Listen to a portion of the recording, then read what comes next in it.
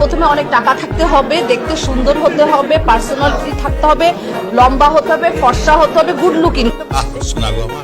মাথায় টাকাও হবে না, কালো ছেলে হবে না, এই একদম ভালো লাগে না। হ্যাঁ,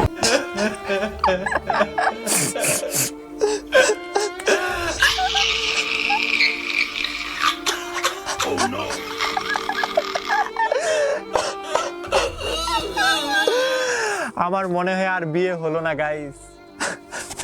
এই শীত মনে হয় আমাকে সিঙ্গেলই কাটাতে হবে। I love you my kolbalish. সবাই তো সবাইকে ছেড়ে যায়, তুমি না হয় আমার সঙ্গে থেকে যেও। বান্ধবী, তোর তো খুব অহংকার ছিল বান্ধবী, তো শেষমেশ বুড়া ভাতা ধরলো। কিন্তু মামনি, এত কিছু করে লাভটা কি? দিন শেষে গিয়ে তো ওই বুড়া কাকাকেই বিয়ে করবা, তারপরে সোশ্যাল মিডিয়াতে এসে কান্না করবা যে আমার ভাতারের এইটুকু। এখন আমার বর সরকারি চাকরি করে, ভুঁড়ি আছে তো কি হয়েছে, টাক আছে তো কি হয়েছে, সরকারি চাকরি তো করে, টাকা তো আছে।